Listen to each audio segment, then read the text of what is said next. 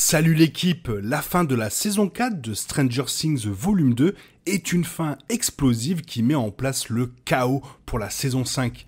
Mets-toi à l'aise car voici les explications de A à Z de cette fin de saison. Let's go!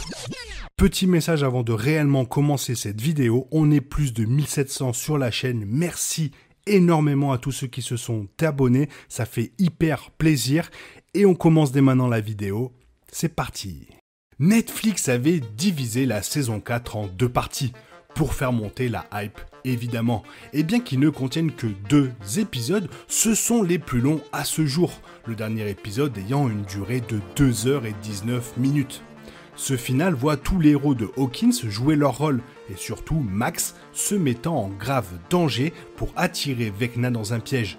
Cela aurait pu mal tourner si Argyll n'avait pas eu l'idée de faire un bain sensoriel dans un congélateur pour permettre à 11 d'engager un duel psychique contre Vecna. Et pendant ce temps, en Russie, Hopper et Joyce ont fait de leur mieux pour aider leur famille en causant encore plus de dommages à l'esprit de ruche. Alors cette saison 4 est clairement la plus sombre à ce jour, mais malgré les avertissements des frères Duffer, il n'y a pas beaucoup de morts. Mais cela ne signifie pas que les héros de Hawkins sortent triomphants. À l'image des Avengers Infinity War, c'est une victoire qui sonne malheureusement comme une grosse défaite, car Vecna a finalement obtenu ce qu'il voulait. Allez, voyons petit à petit tous les éléments de cette fin de saison, et n'oublie pas de balancer ton plus gros pouce bleu, et surtout, dis-moi ce que tu en as pensé de cette fin de saison dans les commentaires. Allez, on commence doucement avec la relation de Robin et Vicki, car la série met en vedette des adolescents, ce qui signifie que les vies amoureuses sont devenues de plus en plus une intrigue secondaire importante.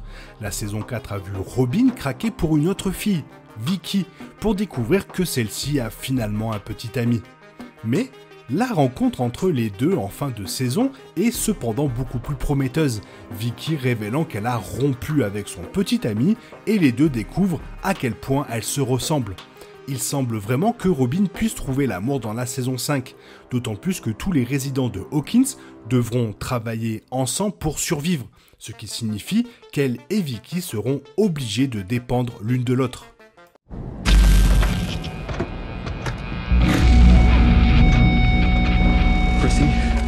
This is for you.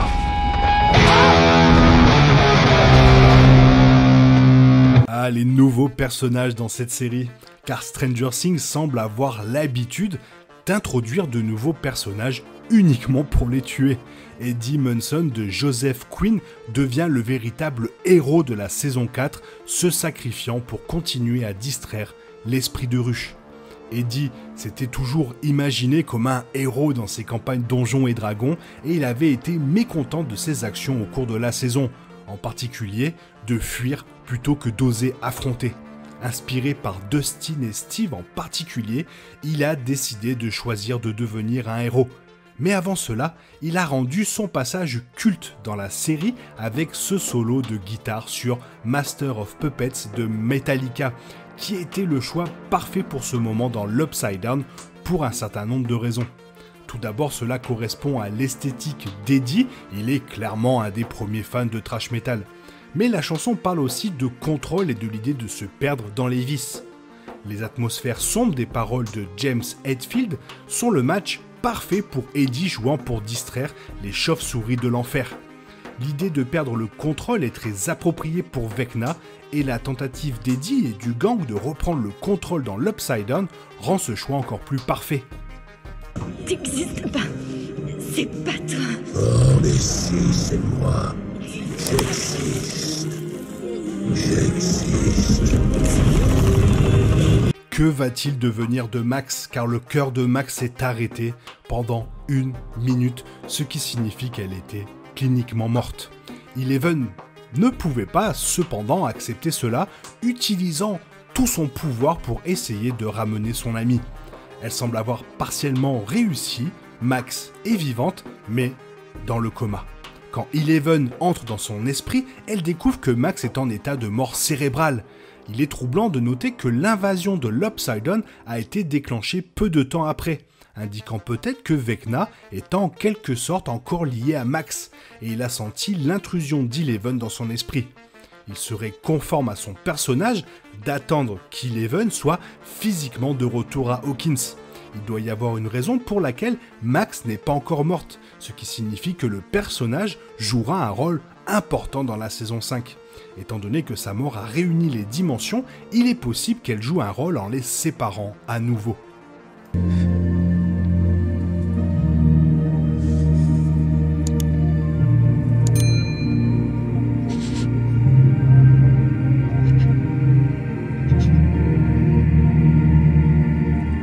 Stranger Things laisse entendre depuis longtemps que Will Byers est homosexuel. Même la Bible de la série des frères Duffer l'a laissé entendre. Will a été décrit comme un enfant doux et sensible avec des problèmes d'identité sexuelle. Cela est rendu presque officiel dans les derniers épisodes, Will partageant plusieurs conversations sur le fait d'être homosexuel, tout en évitant de dire quoi que ce soit de trop concret. Will aime clairement Mike, mais ses émotions sont trop confuses pour qu'il sache comment les gérer, en particulier dans une société beaucoup moins tolérante que le monde moderne. Et le monde moderne n'est toujours pas tolérant, donc vous imaginez avant. Will est vraiment désintéressé dans son amour pour Mike, offrant même des conseils relationnels afin que Mike puisse comprendre son importance pour Eleven. Et Jonathan voit ce qui se passe et offre son soutien à Will. Rien n'est dit explicitement, les personnages dansant autour de la vérité, mais la dynamique est assez claire. Et les scènes finales sont intrigantes, avec 11 debout devant et seul regardant Hawkins. 3 couples se tiennent derrière elle, Jonathan et Nancy, Hopper et Joyce, et Will et Mike. 2 de ces couples seront la clé de la saison 5. Joyce et Hopper sont enfin en couple, tandis que Nancy et Jonathan sont sur le point de rompre. La scène peut donc symboliser que la dynamique entre Will et Mike sera tout aussi importante.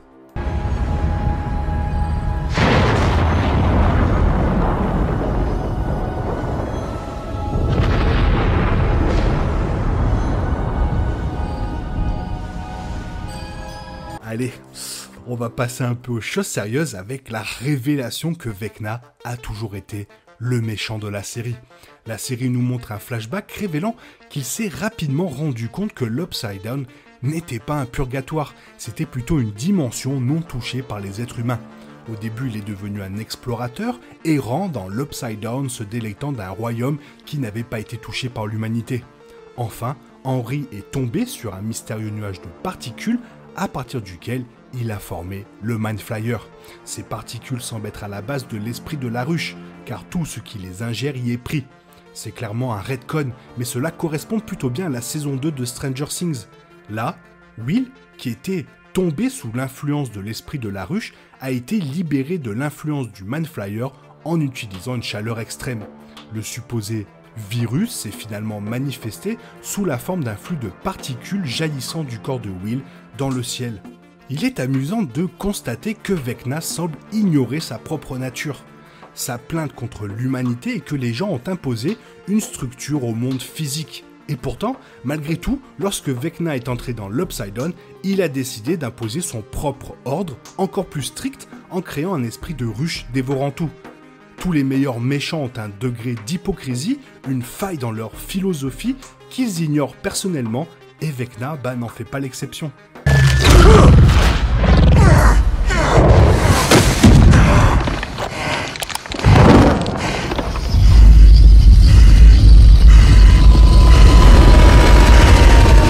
Et à l'image d'Infinity Wars, Vecna subit une quantité phénoménale de dégâts à la fin de saison.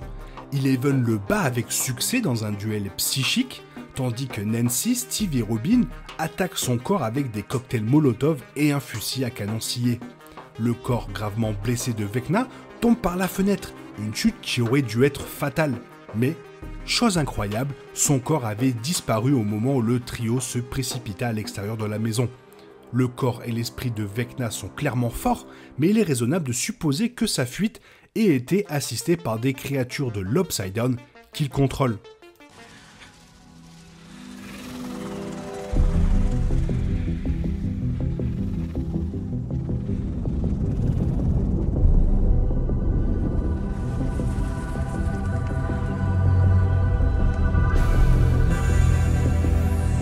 nous est révélé en cette fin de saison que Will est toujours connecté à Vecna. Le lien entre Will et le Mind Flayer a été établi dès la saison 1, lorsque Will a été sauvé trop tard de l'Upside Down après avoir ingéré certaines des particules du Mind Flayer. Il a été banni dans la saison 2, mais il semble qu'un lien psychique résiduel soit resté. Lorsque Will revient à Hawkins, il découvre que l'affaiblissement des barrières dimensionnelles signifie qu'il peut désormais ressentir les pensées de Vecna.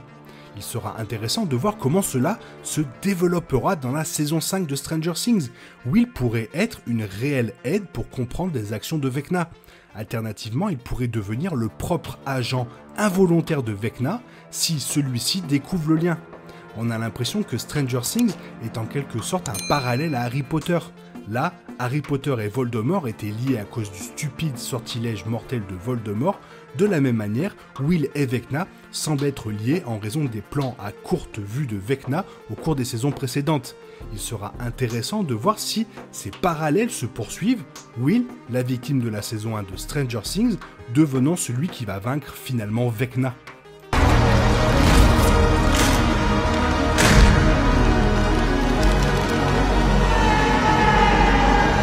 Malheureusement, la victoire est arrivée trop tard, car Vecna a réussi à tuer Max. Les tremblements de terre dans l'Upside Down étaient clairement le résultat d'une instabilité dimensionnelle. L'Upside Down, qui semble être une sorte de dimension de poche naturelle, se rapprochant de plus en plus du monde réel par la création de multiples portes. Un tremblement de terre de plus de 7 sur l'échelle de Richter frappe Hawkins au moment de la mort de Max, signifiant le changement final avec des fissures s'ouvrant à travers la ville. L'invasion de l'Upside Down sur Hawkins semble avoir été reportée par les blessures de Vecna, ou peut-être par l'ingérence d'Eleven dans la mort de Max, mais elle a finalement lieu 2 jours plus tard. Des nuages de cendres s'élèvent du sol et se déposent dans la zone autour de Hawkins. Eleven regarde une vision apocalyptique car l'enfer semble vraiment être arrivé en ville. Curieusement, tout cela est conforme à l'idée originale de la série à succès Netflix, à l'époque où Stranger Things s'appelait Montauk. Il est révélateur que la saison 4 de Stranger Things Volume 2 se termine avec de l'herbe et des fleurs pourrissantes à mesure que l'Upside Down se développe, donc apparemment c'est un accomplissement de ce concept original qui nous aura donné Stranger Things par la suite.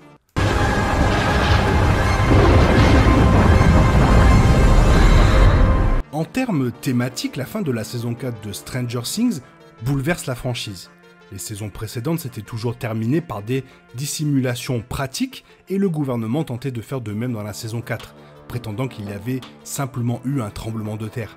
Mais maintenant, la frontière entre Hawkins et l'Upside Down a été déchirée de façon spectaculaire et tous ses secrets vont sortir. Ce sera probablement le thème de la saison 5 alors que des vérités cachées sont enfin révélées, expliquant peut-être pourquoi la série évite toujours de confirmer explicitement que Will est gay à ses amis, simplement parce que ce thème de sortie correspondra à un autre thème. Ce sera passionnant de voir comment les habitants de Hawkins gèrent toutes ces vérités. La dynamique relationnelle et les appariements sont au cœur de Stranger Things. Ce n'est pas seulement parce que la série met en vedette des protagonistes adolescents. La romance a également été tissée dans la vie de Hopper et Joyce. Les derniers clichés de Stranger Things Volume 2 semblent soulignés. Robin commence à se connecter avec Vicky à Hawkins, et quelques instants plus tard, Eleven se tient devant 3 couples. Sa séparation du groupe peut faire allusion à une fin inquiétante et tragique de l'histoire de Stranger Things, car la fille qui est tombée dans leur vie et les a transformés, et maintenant elle risque tout pour les maintenir en vie.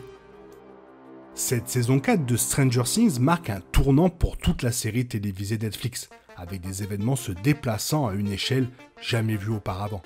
Les saisons précédentes avaient traité des incursions limitées qui pouvaient être repoussées, avec des portes plus petites qui pouvaient être fermées. Maintenant, l'Upside Down a envahi Hawkins et Vecna a clairement l'intention d'anéantir l'humanité.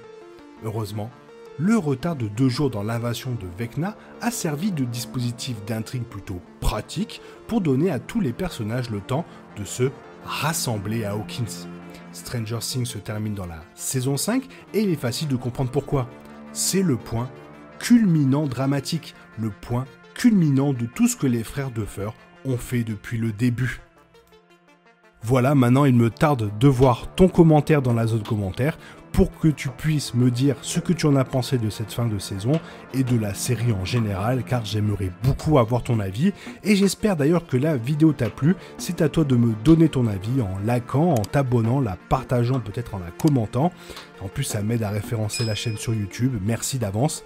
Et sinon, je te souhaite une bonne matinée, après-midi, peut-être une bonne soirée ou un bon week-end. Bisous, bisous. Hasta la vista.